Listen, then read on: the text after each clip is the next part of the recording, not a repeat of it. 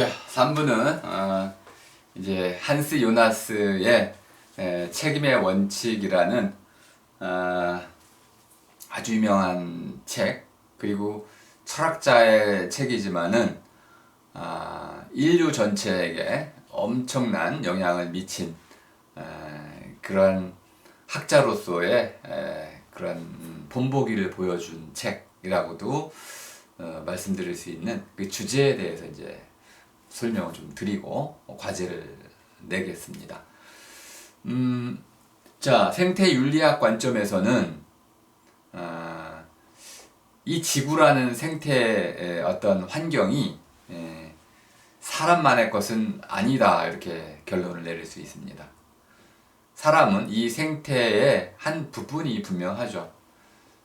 그런데 마치 그 생태에서 완전히 벗어나 있는 것처럼 다른 동식물의 생태를 무참히 짓밟기도 하고, 또 인류 스스로가 다른 사람들의 이런 서식지를 뺏는, 우리가 이제 용산 참사와 같은 걸 보면은 개발의 이름으로 누군가의 삶의 보금자리들을 빼앗고 강제 철거를 시키고, 또 변두리로 몰아내고, 변두리에 또 변두리로 몰아내고, 삶의 조건들을 계속 이제 악화시키는 이런 일들을 하고, 또 전 세계적으로 봤을 때는 특정한 인종이 또 다른 인종을 이제 쫓거나 내몰거나, 또는 어떤 소수민족이 계속 압박을 받는 이런 일들이 벌어집니다. 인간 안에서도 그렇고 인간과 다른 종 사이에서도 이런 일들이 벌어지는 것이죠. 이것이 과연 타당할 것이냐의 문제는 현재의 문제입니다. 그런데 한스 요나스는 이 문제를 미래로까지 확장을 했습니다.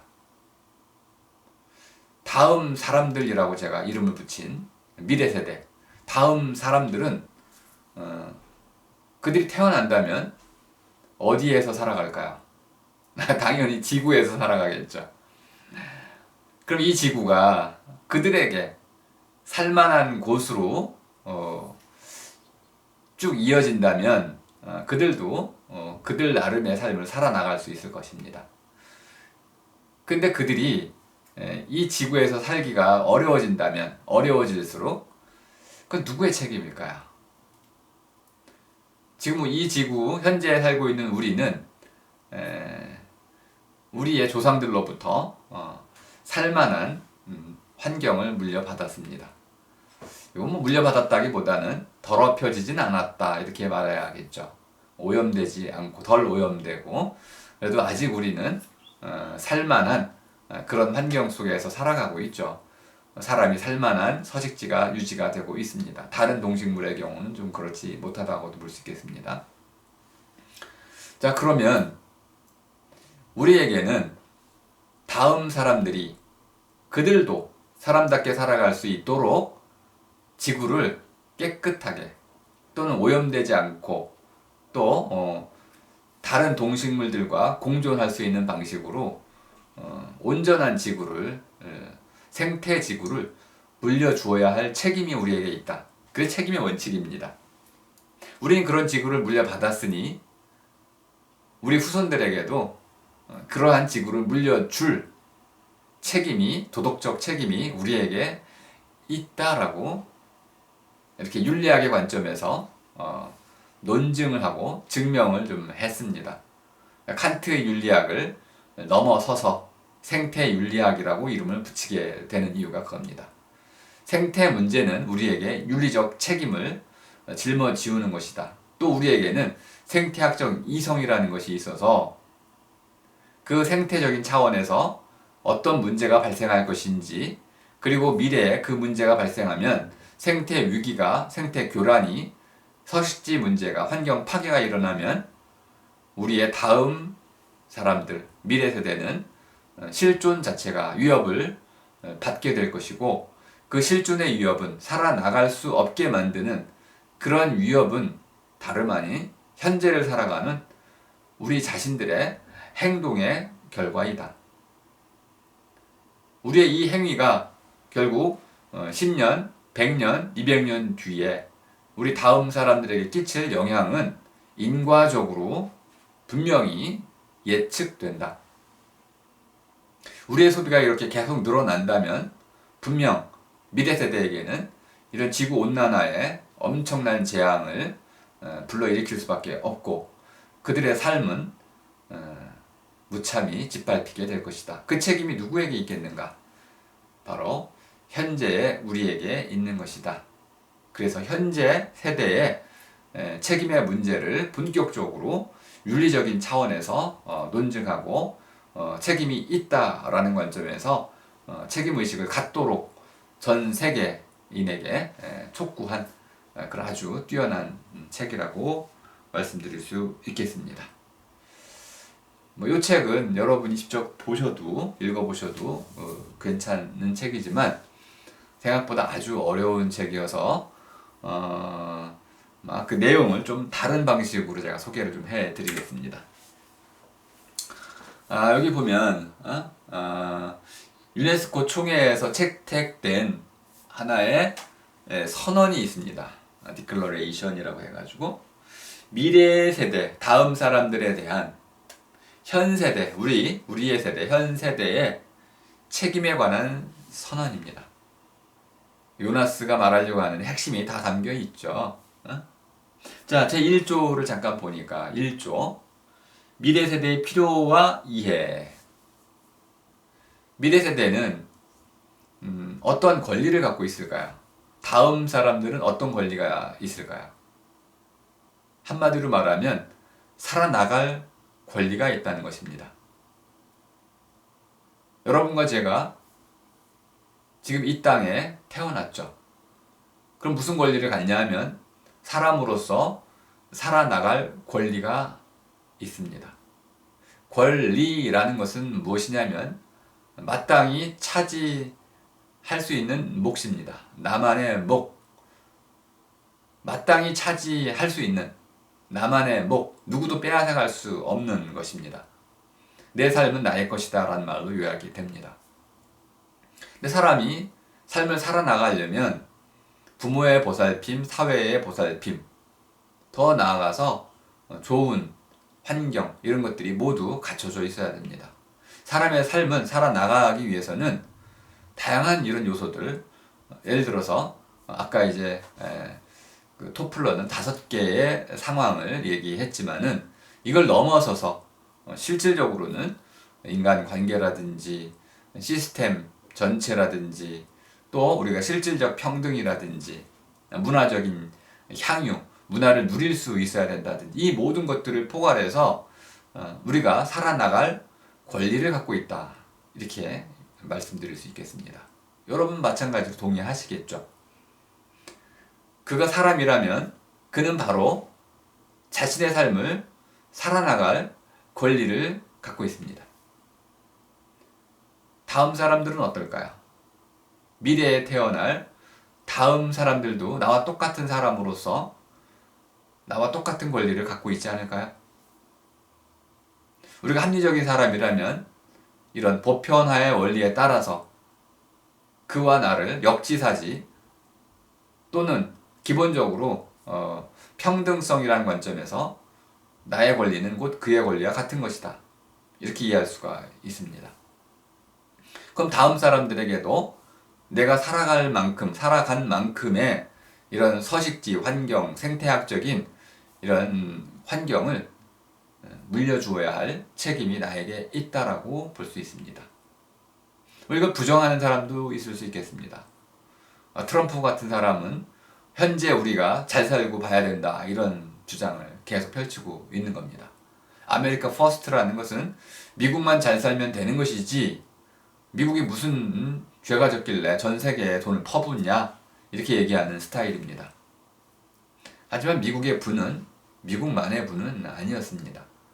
전쟁을 통해서 또는 수많은 무역을 통해서 또 수많은 인재들을 통해 가지고 또 예전에 거슬러 올라가면 노예들을 통해서 현재로 보면 히스패닉 계열의 이런 값싼 노동력들을 통해서 전 세계의 부를 긁어 모으고 있는 것이죠. 또 달러라는 기축 통화에 가지고 그 미국의 부는 자기들만의 힘으로 쌓아진 것이 절대 아닌 것입니다. 우리 인류 전체의 것이죠. 가진 만큼 그들은 베풀어야만 되고 또 올바른 길을 가야 되는 겁니다. 이런 책임감 없이 부만 늘려가지고는 그들은 폭군이 될 수밖에 없을 겁니다. 현재 우리가 이렇게 우리의 부를, 우리의 삶의 질을 높이기 위해서 미래 세대의 자원 또는 그들의 모든 생존 조건들을 갉아먹는다면 우린 그들에게 죄를 짓는 것 같다. 책임을 다하지 못한 것이다. 이렇게 도덕적 비난을 받을 수밖에 없다는 것입니다. 양심 있는 사람이라면 그런 도덕적 비난에 대해서 두려워하고 그것을 미리 책임지는 이런 태도를 갖출 것이다 라고 보는 입장입니다. 양심이 없는 사람은 그렇지 않겠지만, 그래서 이렇게 깨어있는 지성인 양심이라는 것을 전제로 해서 도덕이 성립하는 거죠. 도둑놈에게 무슨 양심을 묻겠습니까? 그래서 건전한 이런 지식을 갖추고 양심을 갖춘 사람이 이 사회를 지배하기 위해서는 우리 모두가 함께 협력을 해야 되는 것이죠.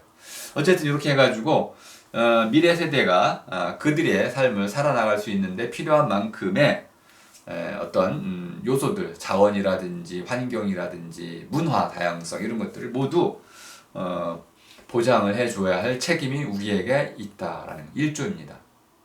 그들의 실존, 그들의 삶을 우리가 책임져 줄 수 있어야 된다. 그건 바로 우리의 책임이다. 라는 것이 1조의 대선언의 내용입니다. 2조의 경우에는 다양성이라는 것을 아주 핵심으로 이야기하고 있습니다. 이게 갑자기 왜 2조에 나올까요? 다양성이라는 것은 문화 다양성이라고 이해하시면 가장 쉽게 설명이 됩니다. 근데 문화가 무엇이냐에 대한 설명이 좀 쉽지가 않아서 또 시간도 많이 걸릴 테니까요. 간단히 말씀드리면 누릴 수 있는 모든 것입니다. 여러분들은 무엇을 누리나요? 동영상, 영화, 또 책, 그림, 교육, 또는 친구, 학교, 또는 자연, 이 모든 것들이 사람이 누리는 것들입니다. 이 누리는 것들은 우리에게 그 사람을 그 사람에게 해주는 것입니다. 여러분들이 향수를 쓰시나요? 그 바로 쓰는 향수, 그 사람이 누리는 바 그것이 그 사람의 개성을 이루어주는 것이죠. 그 사람이 한국말을 하나요? 그러면 한국적인 문화를 갖고 있는 사람입니다. 이렇게 그 사람이 누리는 바, 그가 먹는 것, 이것이 전부 그 사람의 개성과 고유성을 이루어주는 것입니다. 그것을 빼앗아 버리면 그 사람은 사람이 아니게 되는 겁니다. 개성 없는 사람은 사람이 될 수가 없는 것입니다. 주체성을 잃어버린 사람, 그런 사람은 사람이 아니게 되는 것입니다. 자, 그렇기 때문에 이게 서식지로서의 어떤 환경 문제와 인간의 본질과 관련된 문화 다양성의 확보, 역사와 문화 이런 또는 이제 고유성, 주체성 이런 것들을 보장해주는 이 다양성을 우리가 보존해 주어야 한다라는 것이 2조입니다. 나머지 내용들은 제가 또 여기 속에 올려놨으니까 자세히 검토를 해보시면 되겠습니다. 하나의 철학적 작품이 이렇게 유네스코를 통해서 지금은 인류의 보편적 가치로 이제 자리매김을 했다.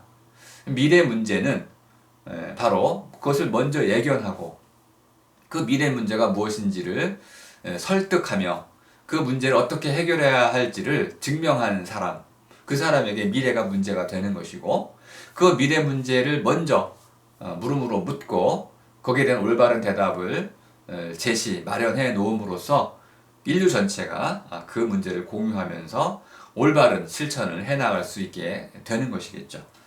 그래서 미래 문제를 여러분이 잘 미리 이렇게 발견하고 그것을 물음으로 묻는 과정은 아주 중요한 작업이라고 보시면 되겠습니다. 또 하나는 이제 하나의 좀 구체적인 논의를 해보려고 이제 합니다. 보존 사회라고 이제 번역이 되어 있는데요. 지속 가능한 사회라고 이해하셔도 되겠습니다. 지속 가능한 사회다. 말이 좀 이상할 수도 있습니다. 소사이어티라는 말 자체를 좀 이해할 필요가 있는데요. 소사이어티는 사회라는 말로는 이해가 좀 어렵습니다. 사라는 것은 땅의 신을 의미하는 용어입니다. 한자로는 그 천신이 있고 지신이 있을 때 이 땅의 신 종묘 사직을 보존하소서 할 때 이제 사직이잖아요. 그러니까 땅과 곡물의 신들을 이런 것들을 이제 우리가 잘 모셔야 땅도 보존이 되고 농토나 이제 곡식도 잘 수확을 하게 되니까 결국 하늘과 땅 모두를 다 아우르는 용어라고 할 수 있겠습니다. 그러면 소사이어티하고는 아주 상관이 없는 말이 되겠습니다. 회는 관계가 있습니다. 회. 실제로 일본 번역어에서는 회사라고도 한 적이 있었습니다. 근데 이 소사이어티라는 이 말의 핵심은 뭐냐면 그냥 동아리라는 뜻입니다.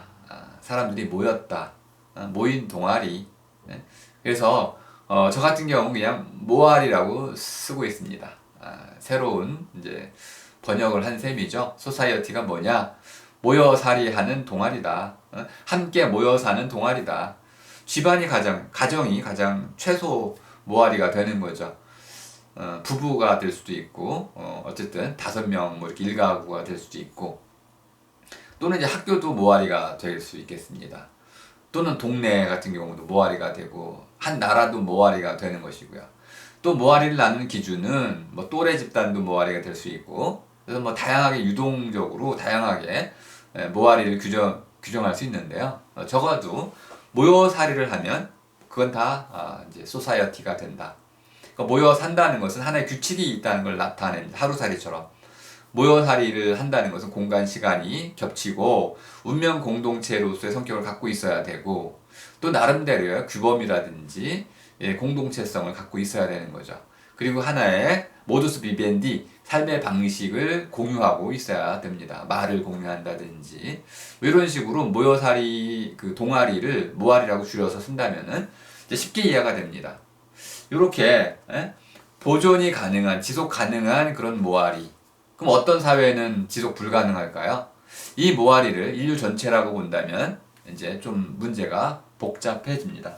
이것도 제가 이제 좀 복잡한 논의이기 때문에 좀 글을 따로 마련해 두었는데요.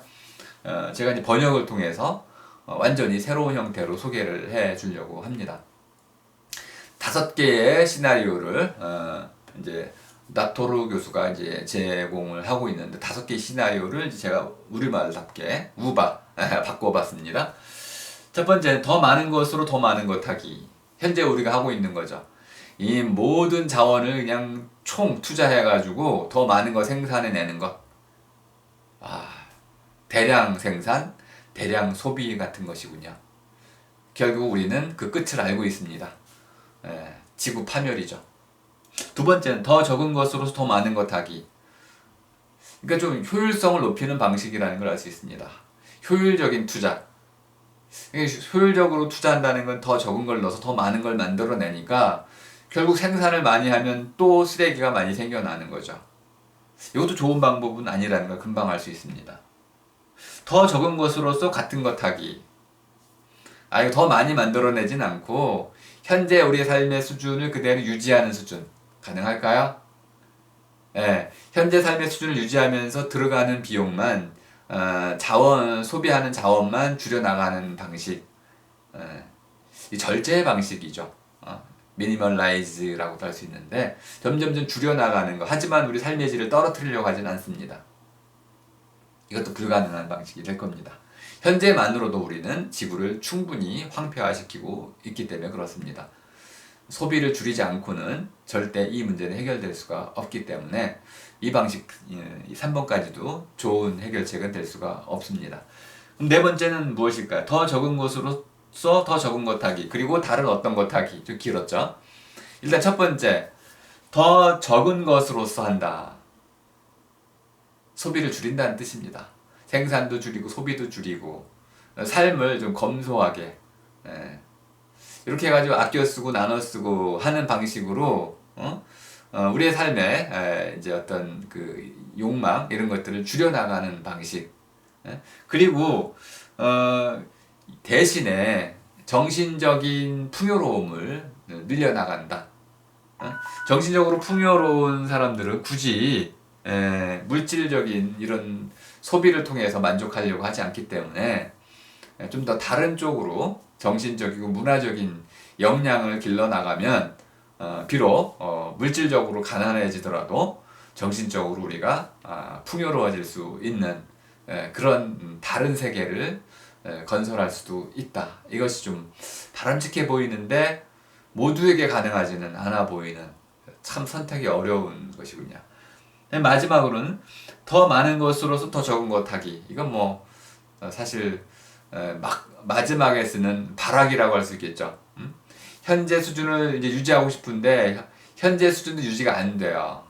왜냐하면 더 많은 경쟁이 생기면 출혈 경쟁이 시작이 되겠죠. 더 많은 걸 쏟아부어야 되지만은 실제 우리가 얻어낼 수 있는 건 더 적어지는 거죠. 그래서 이런 지나친 경쟁 이런 것들이 결국 우리를 공멸의 늪으로 빠져들게 만들 것입니다. 이 시나리오 5가지를 잘 곰곰이 생각해 보면 하나의 일관되는 흐름이 보일 겁니다.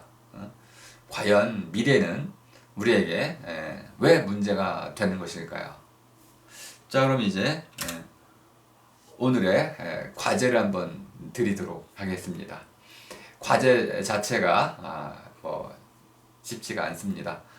저도 뭐 어렵겠죠. 이 문제는 누구에게나 어려울 것입니다. 유네스코 총회 때 이제 이런 이제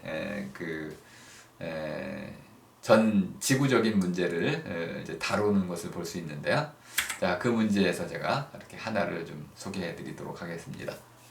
자, 미래는 모든 사람에게 문제가 되지 않습니다. 아까 제가 트럼프 얘기를 했지만 트럼프에게 미래는 풍요로워지는 것이고 더 많이 갖는 것이고 아메리카가 첫 번째가 되는 나라입니다. 이런 나라는 전혀 바람직하지 않습니다. 로마의 몰락을 전혀 배우지 못한 것이죠. 자, 미래는 언제 문제가 될까요? 이것도 아주 심각한 물음입니다. 미래는 아무 때나 문제가 되진 않습니다. 아까 헉슬리의 멋진 신세계와 같은 우리에게 꿈 바라기가 생겨났을 때 무엇인가 해 나가려고 하는데 그 꿈을 실천해서 이루고 싶어 하죠. 아름다운 미래를 설계했습니다.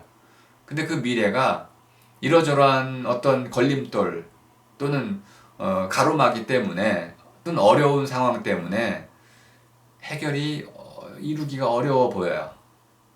이때 바로 미래가 나에게 문제가 된다는 것입니다.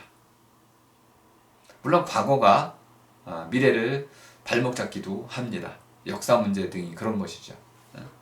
그러니까 미래는 단순히 미래만 가지고 문제가 되지는 않습니다. 현재와 과거와 관계에서 미래가 문제가 되는 것입니다. 하지만 중요한 것은 언제 언제 문제가 되느냐 이렇게 물으면 여러분들은 바로 비전, 꿈 바라기 이것이 우리에게 하나의 꿈으로 나타났을 때 문제가 된다. 두 번째는 누구에게 문제가 되는가? 이것도 예사롭지 않은 문제입니다. 엘빈 토플러가 한국에 와가지고 한국 얘기보다 미국, 차이나하고 저팬 얘기를 더 많이 하더라고요.